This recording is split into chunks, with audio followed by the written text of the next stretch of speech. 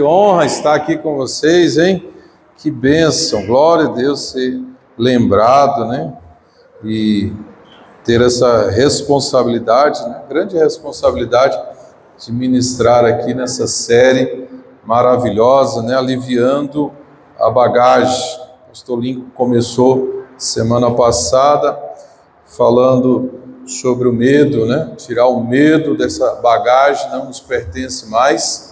E hoje nós vamos falar um pouquinho sobre as preocupações, né? As preocupações que querem fazer parte do nosso dia a dia, né? A Ju não veio, a Ju, eu disse para ela que ela virou rato de igreja, né? Da igreja dela ela não sai, não é só aqui não, qualquer lugar ela prefere ficar lá, né? E graças a Deus por isso, né? Empenho os nossos filhos dedicados ao Senhor, que o Senhor continue abençoando a vida de cada um de vocês de uma forma que só Ele sabe fazer, né? Bom estar aqui nesse tempo e poder ouvir aquilo que Deus tem para a nossa vida. Como hoje é ceia, vamos ser bem rápidos naquilo que Deus tem para a nossa vida. Então, aliviando as bagagens das preocupações, o texto que foi escolhido para essa série está em Hebreus capítulo 12, versículo 1. Eu gostaria que só os bonitos lessem. Portanto, também nós, uma vez que estamos rodeados por tão grande nuvem de testemunhas, livremos-nos de tudo que nos atrapalha e do pecado que nos envolve, e corramos com perseverança a corrida que nos está proposta, tendo os olhos fitos em Jesus, autor e consumador da nossa fé. Amém. Escritor aos Hebreus, ele está falando sobre uma corrida que foi nos oferecida. Fomos desafiados a participar dessa corrida. Não é uma caminhada, é uma corrida. É uma corrida porque a velocidade é maior. Se vamos correr, nós precisamos entender que algumas coisas na nossa vida precisam ser extinguidas da nossa vida. Não basta só tirar, tem que extinguir. Porque aquilo que a gente tira, a gente costuma trazer de volta. Você já fez a limpeza do quartinho da bagunça com seu marido, com sua esposa? E aí, de repente, você fala, vamos fazer a limpeza lá, vamos tirar ali, vamos olhar no guarda-roupa e vamos tirar. E aí tem aquele que quer se livrar de tudo, né? E tem aquele que fala, não, peraí, deixa eu pensar mais um pouco sobre essa peça, sobre esse sapato. Eu acho que eu vou precisar aqui, essa peça do carro aqui está queimada, mas eu acho que dá para aproveitar em outro carro. Essa lâmpada aqui queimou, mas eu vou guardar, porque de repente dá para utilizar aqui. Uma hora eu vou consertar. Lá na casa de vocês, não precisa levantar a mão, você vai arrumar problema. Mas todo lugar tem alguém assim. Você quer se livrar e o outro quer guardar, né? Então veja, a única forma de você resolver isso é extinguindo. Então, quando eu quero fazer a limpeza lá em casa, eu espero a Cristiane sair. Quando ela sai, aí eu vou lá e jogo tudo no lixo. Porque se eu colocar lá perto, né, para ser jogado depois, ele volta de novo. Então, a palavra está dizendo que nós devemos nos livrar, extinguir de duas coisas. Primeiro é o pecado. E o pecado só tem uma forma de nós nos livrarmos dele. Nos arrependendo, confessando a Jesus, recebendo o seu perdão, nos livramos do pecado. Então, depende muito mais do poder de Deus do que nós.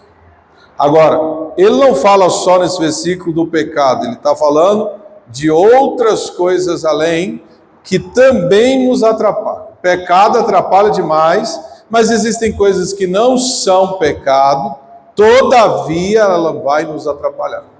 Então precisa distinguir isso. Aquilo que nos atrapalha, aquilo que está nos atrapalhando, assim como o pecado, nós devemos nos livrar de uma vez por todas. Às vezes aquilo que me atrapalha, não atrapalha o pastor Lincoln.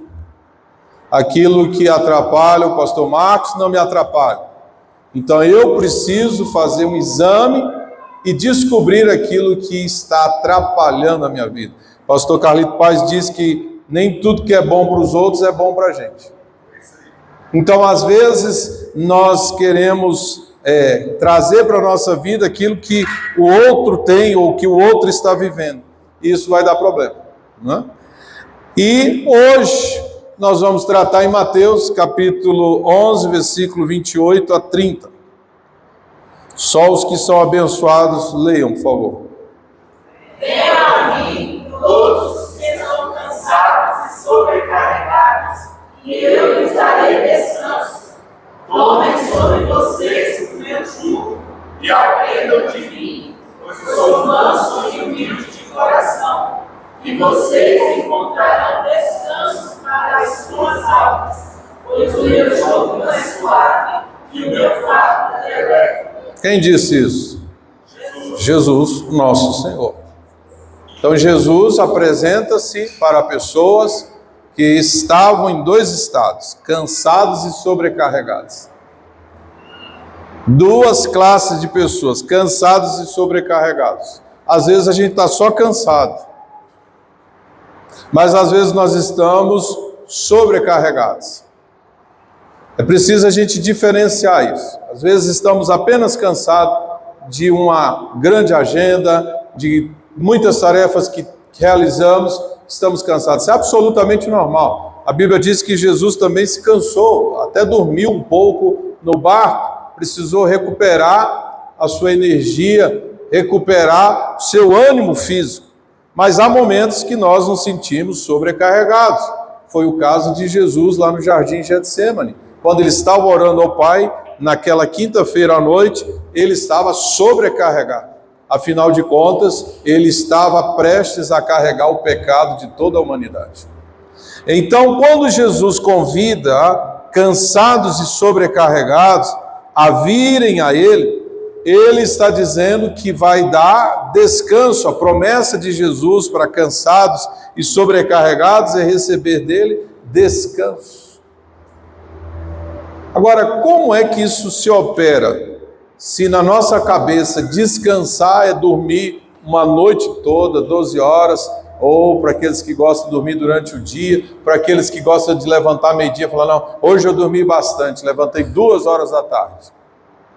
Para outros descansar é ir para o mato, para outros descansar é ir pescar, para outros descansar é ir para a praia, para as mulheres descansar é ir para o shopping. Aleluia! Cada um com seu tipo de descanso, não é? Depois desse descanso, geralmente vem a sobrecarga. Aleluia! Fatura chega, você vai ver só, que o cansaço trouxe sobrecarga.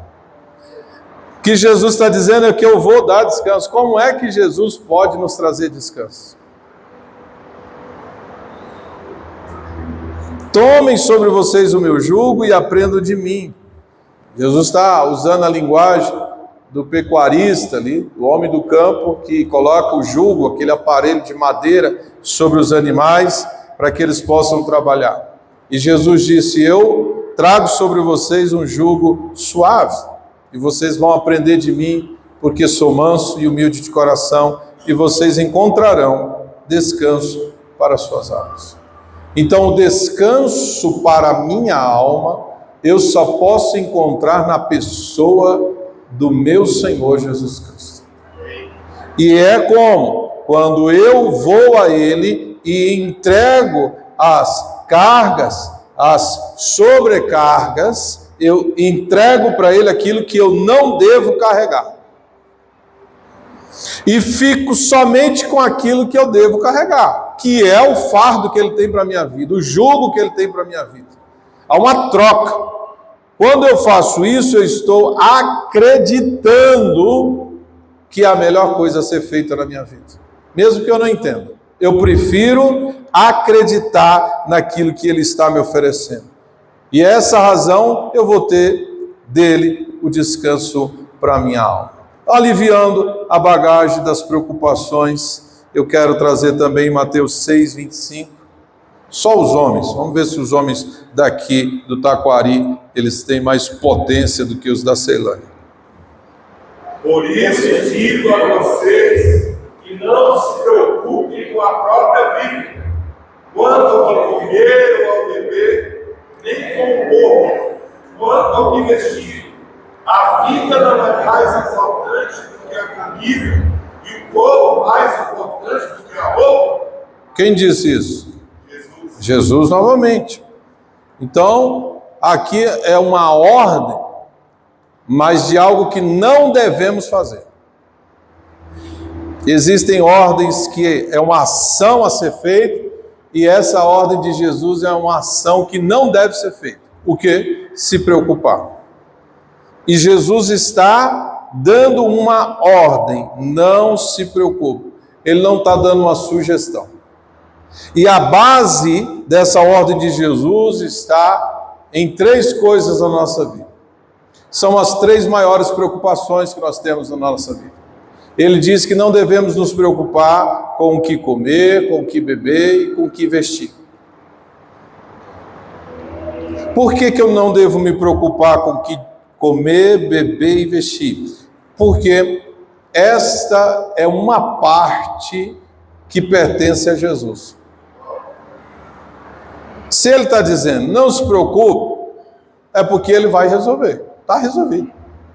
Quando eu vou na casa do pastor Lincoln, já tem tempo que eu não vou, e ele fala assim, pode vir, vem comer a feijoada. Você acha que eu tenho que levar a feijoada?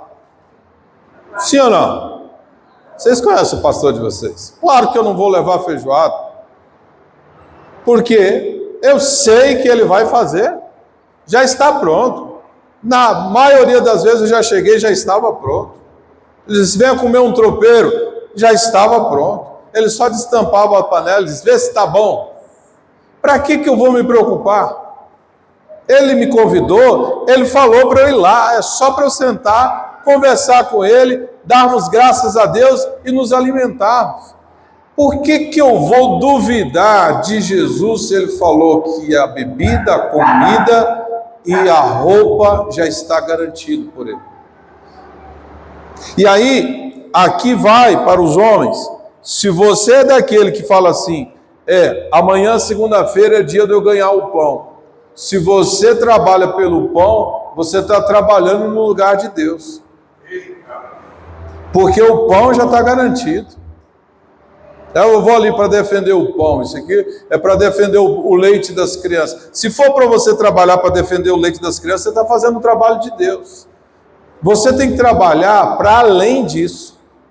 Porque comida, bebida e roupa, Jesus já garantiu, já está garantido. Nós precisamos nos ocupar com coisas que são para nós, e não as coisas de Deus. Quando nós invertemos isso, nós estamos dando para Deus, nós estamos dizendo, Deus, eu não confio que você vai resolver isso. Não acredito que o Senhor vai resolver, eu tenho que resolver isso, sou eu que tenho que ir lá e resolver isso. E aí Jesus disse, a vida não é mais importante do que a comida e o corpo não é mais importante do que a roupa.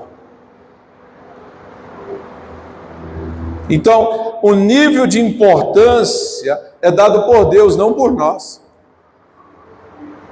O nível de importância, o que é essencial, o que é prioritário, é determinado por Deus, não nós. Quando nós invertemos, nós estamos botando a carroça na frente dos bois, é uma lambança.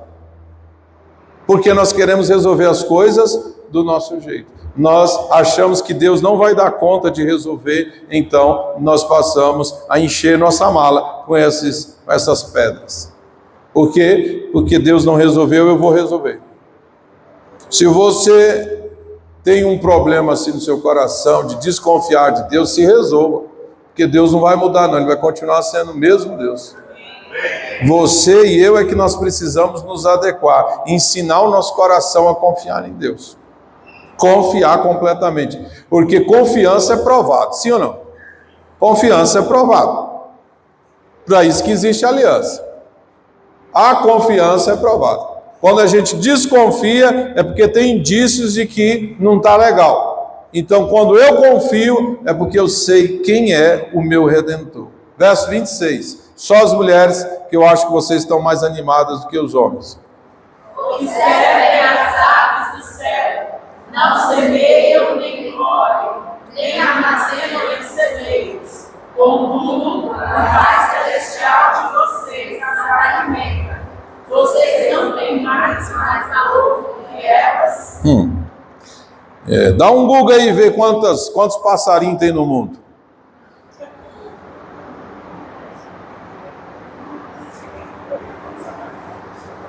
Vê se o Google já tem essa informação. Quantos passarinhos tem no mundo? E Jesus está falando que esses negócios aí, esses passarinhos, eles só sabem bater asa e comer. Eles não semeiam, eles não colhem, não armazenam em celeiro, eles não têm conta no banco, gente.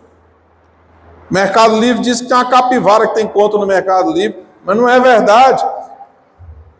Agora, Jesus está falando, o vosso Pai Celestial é que alimenta vocês. Se Ele cuida dos passarinhos, dos pardais, das rolinhas, até dos urubus, Deus cuida, por que Ele não cuidaria da nossa vida? Por que Ele não seria o nosso provedor? E a pergunta de Jesus é, vocês têm muito mais valor? Ou os passarinhos têm mais valor do que você? Verso 27. Quem de vocês, é o desafio de Jesus, quem de vocês, para encerrar o assunto da preocupação, quem de vocês, por mais que se preocupe, pode acrescentar 1 hora que seja a sua vida? Quem, gente? Está lá na UTI, estado terminal, e ele começa a se preocupar, e cada vez que ele se preocupa, ele aumenta 1 hora da sua vida. Vocês conhecem alguém assim? Nenhum ser humano, por mais bonito, rico que ele seja, tem poder de acrescentar 1 hora na sua vida mediante a preocupação. Então Jesus está dizendo para nós uma coisa muito simples: preocupação não gera poder. Preocupação não gera poder para resolver os problemas, preocupação não gera poder para resolver situações, preocupação não resolve, não gera poder. Jesus está dizendo, quem de vocês se preocupando consegue ter poder de aumentar 1 hora na sua vida? Jesus não falou nem um dia, ele falou só 1 hora. Então a preocupação é uma ideia fixa sobre algo que perturba o espírito. Você falar o que é preocupação? Preocupação é uma ideia fixa sobre algo que perturba o espírito. Preocupação nunca é uma coisa boa que traz alegria no coração. Nossa, estou feliz, amanheci preocupado. Nossa, estou sentindo uma paz. Que foi? É que eu amanheci preocupado. Dormi essa noite preocupado e amanheci feliz. Não, preocupação é algo que perturba e sempre será uma ideia fixa. Por isso que preocupação não gera poder, porque é uma ideia fixa. Você recebeu, o seu cérebro formou a ideia e a ideia se fixou na sua cabeça. Toda vez que você lembra daquela situação, aquela ideia se apresenta na sua frente. Não como solução, mas para perturbar o seu espírito. E aí você não consegue resolver. Você pensa naquela situação e logo vai vir aquela imagem. Fixou. Então, muitas vezes nós não conseguimos nos livrar de algo. É por isso que Tiago diz que nós devemos confessar para os nossos irmãos. Porque quando a gente compartilha, nós vamos ter uma nova perspectiva. Quantas vezes sentei com o pastor Lincoln, nós sentamos e compartilhamos aquilo que estava perturbando o nosso espírito, e depois de uma conversa, uma feijoada, aleluia, né? uma carne de lata, vem uma nova perspectiva. E se não vem uma nova perspectiva, nós fizemos uma coisa, oramos, que é a coisa mais preciosa. Então, não fique com a ideia fixa. Preocupar é uma ideia fixa, então não resolveu, não vai resolver preocupando. Pensamento dominante que se sobrepõe a qualquer outro. A preocupação é tão terrível que mesmo que alguém te ofereça uma outra possibilidade, você não se agarra a essa possibilidade, porque aquela ideia já está tão fixa na sua cabeça que o outro está falando não vai servir para você. Mesmo Jesus falando, a comida, a bebida e a roupa está garantido. Mas mesmo assim, a preocupação se fixa na nossa cabeça e nós achamos que temos que trabalhar por essas coisas. E passamos a vida trabalhando por comida, bebida e roupa. Já parou para pensar sobre isso? E aí isso vai se estender para outro pensamento. A gente vive para pagar a conta. Então, os pensamentos começam a ser de escassez e não de abundância. E nós começamos a olhar para a nossa vida, para as nossas necessidades e deixamos de olhar para possibilidades de semeadura. Agora, pastor Lincoln, na semana passada, ele deixou bem claro sobre o medo. E o medo é que vai gerar as preocupações. Ele já falou de onde vem o medo, não vou repetir, mas as preocupações, elas são oriundas do medo, porque quando nós sentimos medo, somos oprimidos pelo medo, isso já produz em nós uma ideia fixa sobre aquilo, é a preocupação. Ninguém se preocupa se não tem medo. Então perceba, é uma pedra ligando a outra. Quem está com medo vai se preocupar. E eu não estou falando do medo como dispositivo de segurança que nós temos, como o medo de atravessar essa rodovia, ter cautela. Eu estou falando do medo de pressão, de opressão, que existe o espírito do medo. E vem as preocupações. E as preocupações, pastor Lincoln, vão gerar ansiedade. E o Brasil é o país mais ansioso da face da terra. Então nós já sabemos o que significa ansiedade. E a ansiedade vai produzir na nossa vida algo chamado estagnação. Começa com medo, vem para as preocupações, passa pela ansiedade, e a ansiedade vai produzir estagnação. Ou seja, não tem produtividade, não saímos do lugar porque estamos estagnados nesse mesmo pensamento. Não conseguimos nos livrar dele. A psicologia e a medicina diz que a ansiedade tem sintomas físicos. Talvez você já tenha sentido isso aí, ó. Tensão muscular, taquicardia, palpitação. Quem nunca sentiu aí nas preocupações o coração dar aquela acelerada? Dor no peito, você acha que vai morrer, é ansiedade. Transpiração em excesso, dor de cabeça, tontura. E já no psíquico, tem sensação de desrealização. Não sei nem se existe essa palavra, mas é essa sensação que nós temos quando estamos ansiosos, de que não estamos realizando nada. São as crises da meia-idade. O cara vai chegando nos 40, 50 e fala assim, eu não tenho uma casa para eu morar. Aí começa com as crises. Fulano de tal já está lá, passou no concurso do STF. Fulano de tal, ciclano, meu primo, não sei das quantas. E começa a ter essa sensação de desrealização. Pare de se comparar com os outros, você é único. O que Deus tem para a sua vida não tem nada a ver com o que Deus tem para a vida do seu irmão. Você fica se medindo pela vida dos outros. Nós não devemos nos medir pela vida dos outros. Nós devemos nos medir pela palavra de Deus, o que Deus tem para a nossa vida.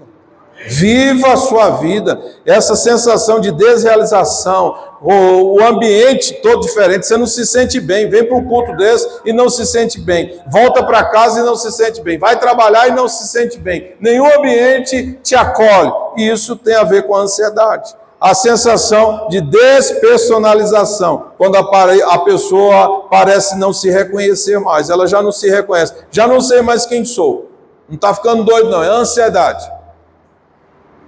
A ansiedade está bloqueando as memórias dessa pessoa, está bloqueando as palavras de Deus, as promessas de Deus, e ela está vivendo aquela ideia fixa. Quem sou eu? Para onde eu estou indo? O que vai acontecer da minha vida? Então tem 3 coisas que nós devemos fazer para nós nos livrarmos da preocupação. Anote. Primeiro delas, reconheça que é inútil preocupar-se. Vamos juntos? Reconheça. Mais uma vez. É inútil. Jesus falou em Mateus 6,26 que ninguém pode acrescentar 1 hora na sua vida preocupando-se. Então é inútil. Jesus falou que é inútil. Não foi Paulo, não foi Luiz, não foi Lincoln, foi Jesus que falou. Então, grave isso no seu coração. Preocupação não gera poder.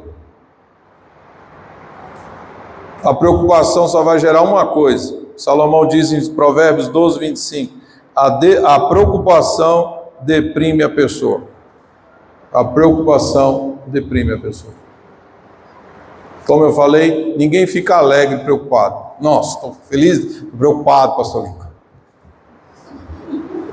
Vamos soltar uns foguetes. Na festa que eu estou preocupado hoje. Quem é que faz isso, velho? Geralmente quem está preocupado, cachaça. Nós que é crente, comida. Até pesar e deprimir. Fugir dos problemas. Tem gente que sai de casa e não sabe nem para onde está indo. O que foi? Não, porque eu estou preocupado. Bom. Foge até de Deus. Que Elias fugiu de Deus e se deprimiu dentro de uma caverna. E Deus foi lá resgatá-lo. Ele estava preocupado que ele era o único profeta que estava vivo e ia ser morto. E Deus disse, sai daí, cara. Tem mais 7.000 ali. Então a preocupação vai destruir o nosso ânimo. Olha o Salmo 131, versículo 1 e 2. Esse texto é como é que os budistas falam? Quando um mantra. Esse é o meu mantra. Um mantra evangélico. Salmo 131, versículo 1 e 2. Todos. Não me envolvo com coisas grandiosas demais para mim. Pelo contrário, acalmei e me aquietei a minha alma. Davi descobriu que o que dava problema nele, o que causava pânico no sistema dele, que deixava ele perturbado, era se envolver com coisas que são grandiosas demais para ele. Passava da conta. E ele se envolvia, dava problema. Então o que ele disse? Agora eu faço o contrário, eu não me envolvo com as coisas grandiosas. O que eu faço? Acalmo e aquieto a minha alma. E esse é o poder, gente. Então é inútil se preocupar. E Davi tem autoridade para falar isso. É inútil se preocupar. Pelo contrário, a gente deve acalmar e aquietar a nossa alma. Segunda coisa que nós precisamos fazer, segunda ação para nos livrarmos das preocupações. Todos juntos? Transforma os motivos de preocupações em oração. Transforme os motivos que você tem para se preocupar. Eles são reais, os motivos para se preocupar são reais. São reais. Agora, você precisa transformar esses motivos que estão te levando à preocupação em orações. Por quê? Daí que o apóstolo Paulo fala em Filipenses 4:6. Não fiquem preocupados. Ele está repetindo a ordem de Jesus. Com coisa alguma, mas em tudo, em todos os motivos, ele está dizendo, em todos os motivos, todas as circunstâncias, tudo que aparecer diante de você, você deve levar diante do Pai. Você tem que tornar isso conhecido diante de Deus, de 3 formas, através da oração, da súplica e das ações de graça. 3 formas diferentes de nós levarmos os nossos motivos estão tentando nos levar à preocupação diante de Deus. Oração. Súplica é outro tipo de oração. É um nível mais profundo. E o último, ações de graça. As nossas preocupações devem virar ações de graça diante de Deus. Você já tem que agradecer por aquilo que está te perturbando hoje, porque certamente amanhã vai ser motivo de glorificar a Deus. Não foi isso que o pastor Lincoln testemunhou aqui? O pagamento desse compromisso era motivo de preocupação, mas logo se transformou hoje em ações de graça. E a gente tem que se antecipar, porque a gente sabe que Deus vai resolver mesmo. Então presta atenção. Hoje, o que está te preocupando, você deve dizer assim, ó: Senhor, te agradeço, esse troço está me preocupando. Graças a Deus, porque o que me preocupa hoje, amanhã será motivo de festa, de celebração e ações de graça. Muito obrigado.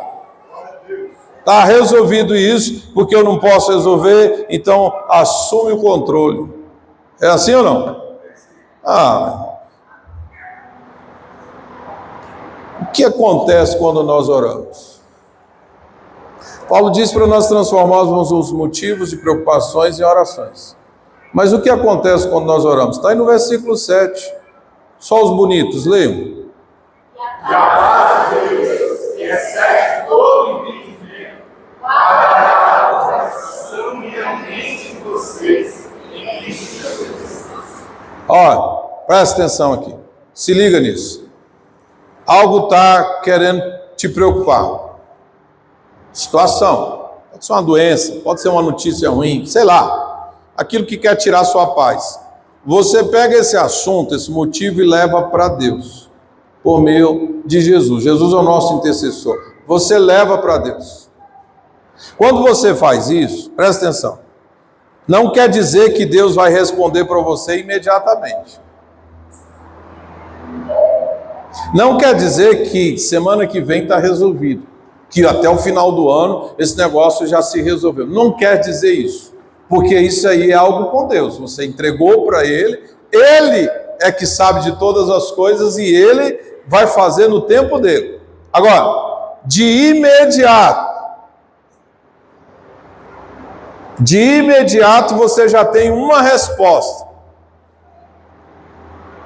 O motivo que você levou para Deus vai ser analisado por Deus. Mas na hora que você protocolou no céu, a primeira coisa que vai acontecer é isso aí, ó. A paz de Deus, que excede todo entendimento, vai fazer o que com o seu coração? Guardar. Então quer dizer que enquanto eu estou preocupado, o meu coração está desprotegido. Porque ele passa a ser protegido dessas preocupações no momento em que eu entrego para a pessoa certa, para Jesus. Eu entrego para ele, o apóstolo Paulo está dizendo, e a paz de Deus, que excede todo entendimento, guardará. É uma ação imediata, não é daqui semana que vem, não. Quando eu levantar da oração, quando eu sair do meu lugar de oração, a paz de Deus guardará não só o meu coração, como a minha mente. Olha que coisa poderosa. Não é só o coração que está perturbado, a mente também está perturbada. Então serei guardado em Cristo Jesus. Quem recebe essa palavra no seu coração? Em último lugar, para você se livrar das preocupações, ministre a si mesmo. Vamos juntos? Ministre a si mesmo. Isso é muito poderoso mesmo, porque é muito bom quando a gente tem um pastor, igual o pastor Lincoln, que ora por nós, que a gente manda uma mensagem: estou perturbado hoje, umas coisas, ideias erradas aí, ora por mim, ele ora e ministra na vida da gente, ou aqui no final do culto, enfim, ele vai na casa da gente e ora, mas nem sempre ele vai estar com a gente. Não dá para levar o pastor Lincoln para a cama, né? E onde é que as preocupações mais pegam a gente? De noite. Na hora que você deita no travesseiro, a cabeça começa a ser atingida por todas aquelas preocupações. E ele não vai estar lá. Pode se levantar de madrugada, ele também não está lá. E nem ligue para ele, faça esse favor.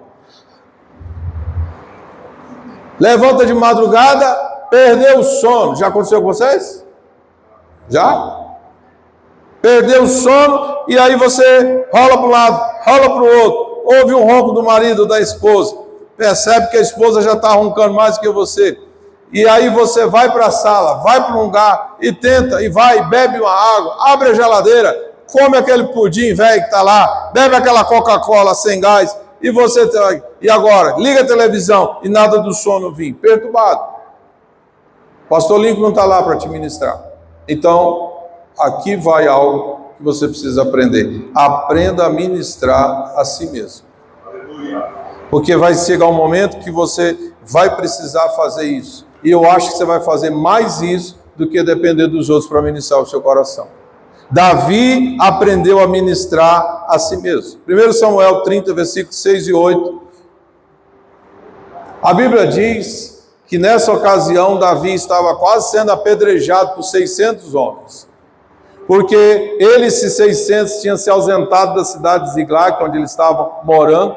E quando eles voltaram de uma campanha de guerra, os amalequitas haviam invadido e sequestrado todas as mulheres e crianças. E tocaram fogo em tudo. Então Davi estava debaixo de uma grande pressão. Sequestraram a família dele. Você já passou por isso? Você tem ideia do que é isso?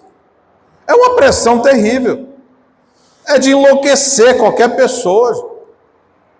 Quando dá esses golpes do WhatsApp, do telefone, a pessoa já fica transtornada. Imagine uma situação real.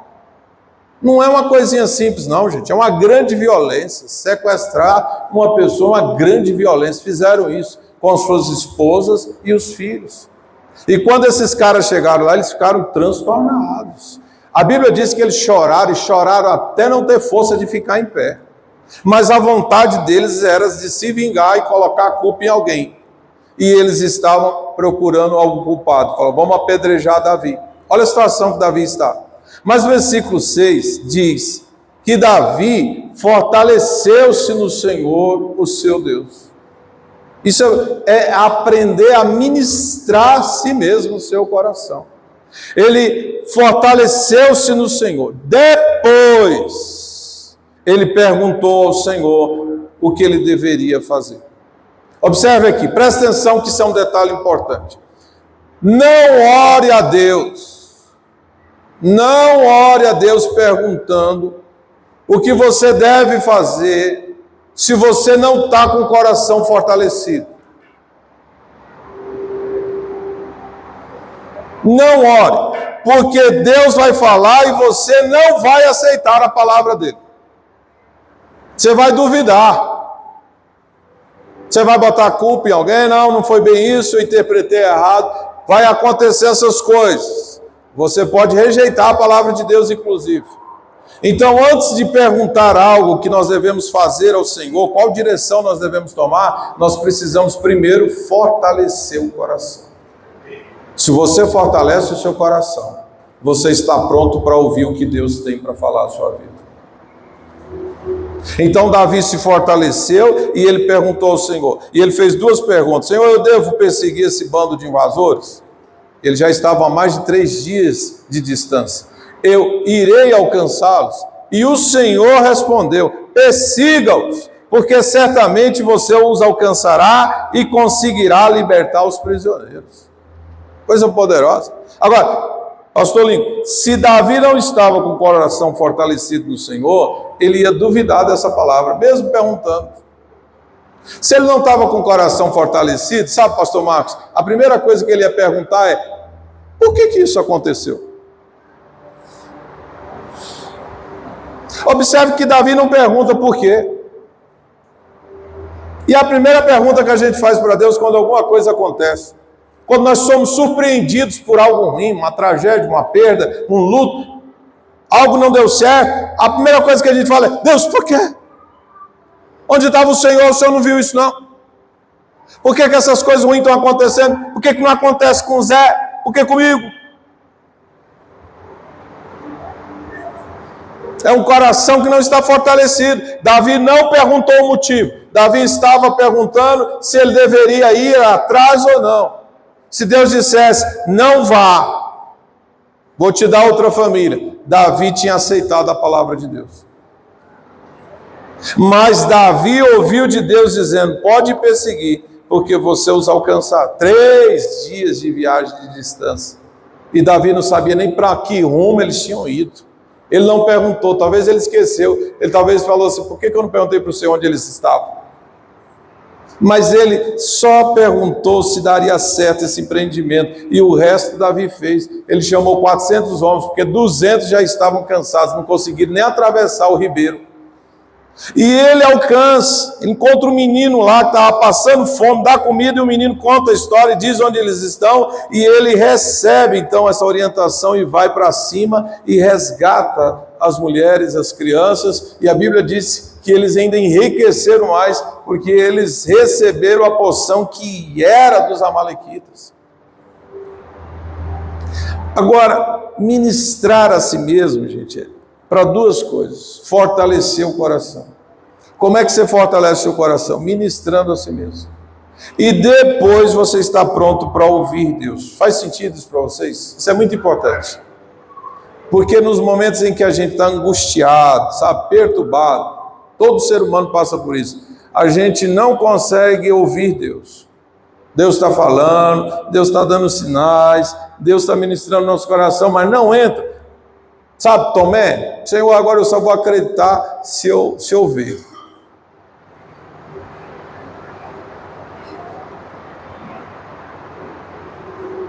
Vocês me dão mais 5 minutos? Então vamos lá. Próximo versículo. O apóstolo Paulo diz em 2 Coríntios 10:4. O que ele diz?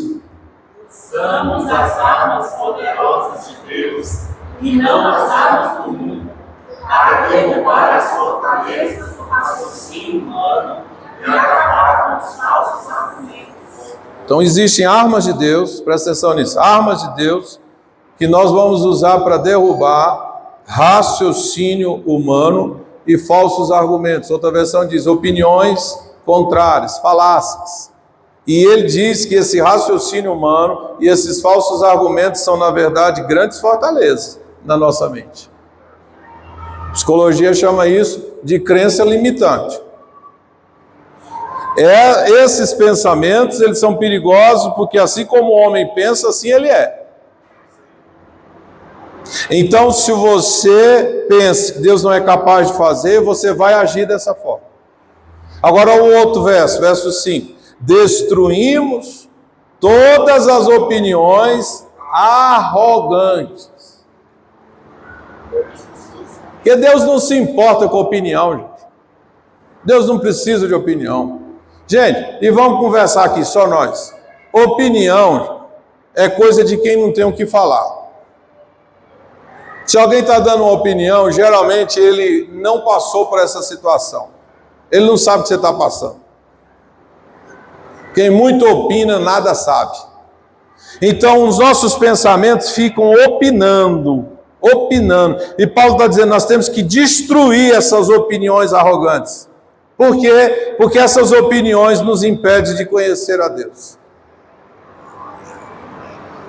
Esses pensamentos que se tornam fortalezas na nossa vida, ele nos protege, porque essas fortalezas a gente cria para nos proteger. Nós estamos dentro da fortaleza e está construindo, levantando mais alto o nosso castelo. E esse castelo vai nos impedir de conhecer a Deus. Aí esse é que está o problema. Deus quer se revelar para nós, mas nós estamos dentro da nossa fortaleza, dentro dos nossos raciocínios, dentro das nossas opiniões. Agora Paulo diz o quê? Eu preciso levar cativo o quê? Todo pensamento. Que pensamento? Rebelde. Tudo que se rebela contra Deus, tudo que quer desacreditar da palavra de Deus, tudo que quer desobedecer a Deus, eu levo cativo. Eu preciso dar um mata-leão nesses pensamentos, deixar ele quietinho, botar ele para dormir, e depois Paulo diz assim, não só cative esses pensamentos, não só capture ele, não só aprisione ele, mas você tem que fazer com que ensinar esses pensamentos a obedecer a Cristo Jesus. Isso é muito poderoso. Então é uma reprogramação. o que os psicólogos usam é nada mais do que o apóstolo Paulo está ensinando aí há 2000 anos atrás. Eu levo cativo esses pensamentos, todo pensamento rebelde. Eu identifiquei que é um pensamento rebelde, é algo contra Deus, atenta contra a palavra de Deus, eu pego ele, amordaço ele, você vai aprender sem vergonha a obedecer a Cristo Jesus. Bora! E arrasta ele. Então é um esforço que eu tenho que fazer muito grande de aprisionar, tornar cativo isso para poder levar a obedecer a Cristo Jesus. Precisa ser ensinado.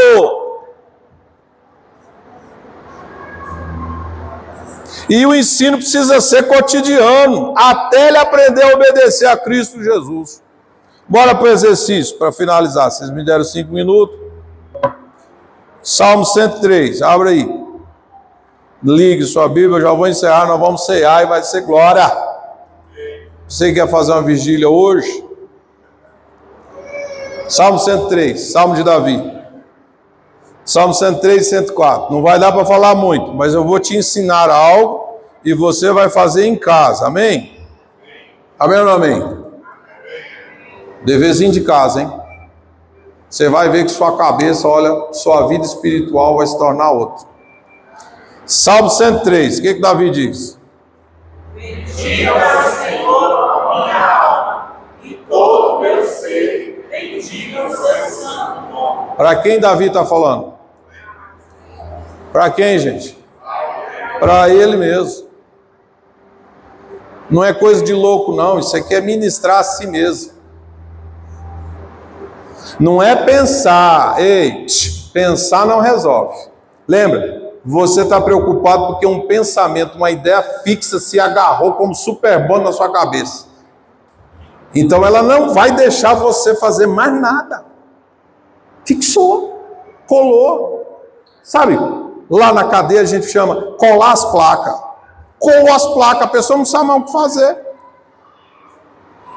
Então orar em pensamento, você que tem costume de orar em pensamento porque tem preguiça de falar, presta atenção, quando você ora em pensamento que você está debaixo de um ataque como esse, você já perdeu a peleja, porque a ideia fixa já se fixou na sua cabeça. Como é que você vai orar? Então Davi descobriu, pastor Lincoln, que ele precisava falar. Por isso que ele ia para as cavernas, ele ia para o seu lugar isolado. Por isso que Jesus falou para a gente entrar no quarto, fechar a porta. Por quê? Porque agora é hora da gente ministrar a si mesmo. Quando você levantar de madrugada, perder o sono, ministre a si mesmo. Davi deu uma ordem. Ele disse assim: ei, minha alma e tudo que há em mim, comece a bendizer o nome santo do Senhor. Por que ele disse isso? Porque a alma dele já estava querendo murmurar, reclamar. Já estava querendo se fazer de vítima, já estava querendo ficar perturbado, doida dentro de si, não sei como foi resolver. E Davi percebeu isso. Gente, alma, bendiga o Senhor e tudo que está aí dentro de mim. Eu não sei o que está aí dentro, não, mas tudo que está aí dentro de mim começa a bendizer o nome do Senhor. Faça festa aí dentro.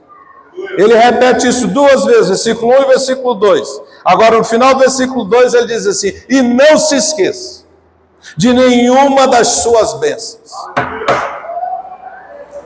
Sabe como é que a gente combate os pensamentos negativos, as preocupações? Nos lembrando daquilo que Deus já fez.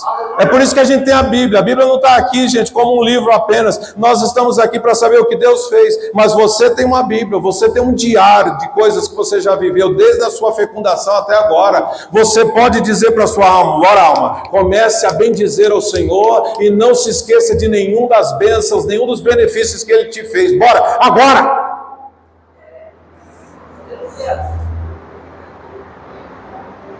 E ele vai relatar, deixa eu te... Anota aí, se você tem uma Bíblia como a IUVERSE, você pode botar cozinha nos versículos.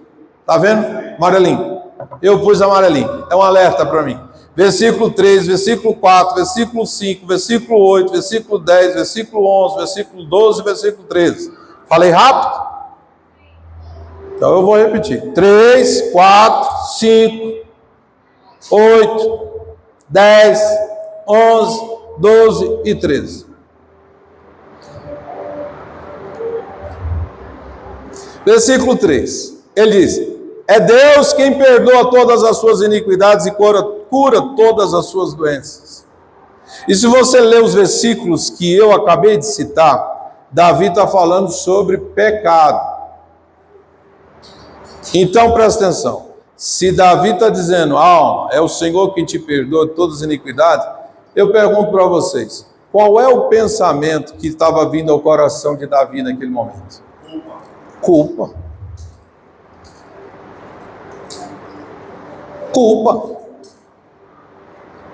Eu pequei, e a gente não fica assim, será que eu fiz alguma coisa errada? Será que eu pisei em rastro de corno? O que eu fiz de errado que está acontecendo essas coisas?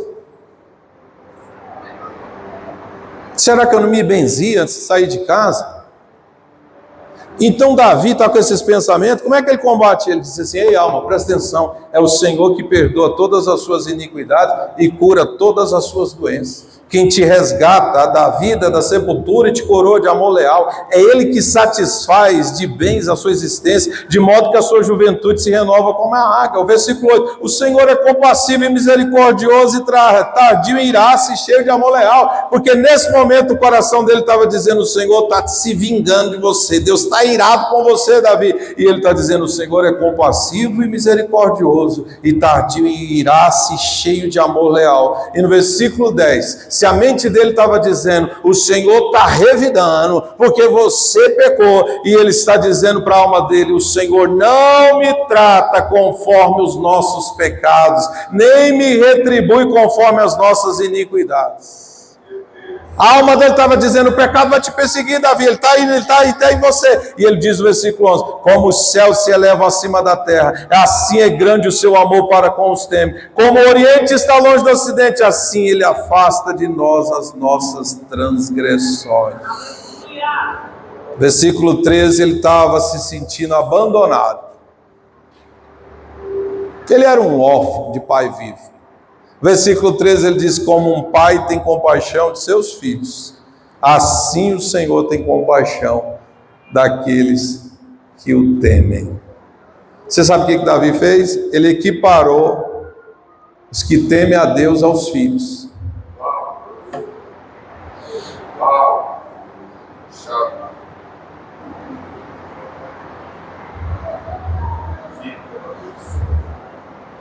Mais um exercício para ver se vocês aprenderam. Agora, quem vai dar a resposta são vocês. Verso 19. Pode subir aqui, pastor Linho. Para o povo acreditar que eu estou acabando. Verso 19, todos juntos. O Senhor estabeleceu o seu trono nos céus, e o seu reino domina sobre tudo. Qual pensamento vocês acham que a alma de Davi estava tendo? Vai, chuta. Para ele dizer, o Senhor estabeleceu o seu trono nos céus e o seu reino domina sobre tudo. Que Deus perdeu o quê? O controle. Que a situação está... É cavalo, é rebanho estourado, é boi que estourou a porteira.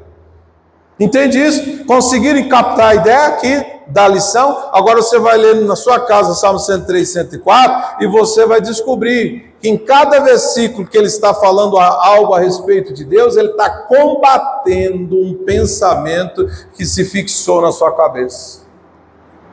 Igual Isaías, no dia que o seu primo morreu, ele estava perdido, achou que Deus também tinha morrido. Mas Deus continua no seu trono. Davi disse, o Senhor estabeleceu o seu trono nos céus e o seu reino domina sobre tudo. Amém? Vamos orar, ficar de pé. Não volto mais. Senhor, nós te agradecemos por essa grande oportunidade de nos sentar aos teus pés. E nós retiramos agora do nosso coração aquilo que está nos preocupando. Todo motivo de preocupação que está no nosso coração, até aqueles que vão aparecer amanhã ou essa semana, nós já entregamos ao Senhor. Por antecipação nós já entregamos. E nós decidimos hoje não nos preocupar com aquilo que é do Senhor. Não vamos nos ocupar com coisas grandiosas demais, Deus. Aquilo que nós podemos resolver, nós vamos resolver. Aquilo que nós podemos pedir a ajuda de alguém, nós vamos fazer. Mas aquilo que só o Senhor pode resolver, está em tuas mãos. E nós queremos te agradecer, porque nesse momento a tua paz, que excede todo entendimento, está guardando o nosso coração e a nossa mente, Deus, nos livrando de todo pensamento.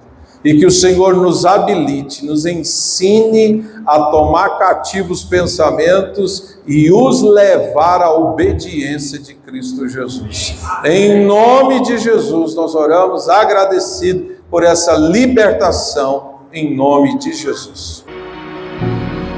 És adorado entre nós.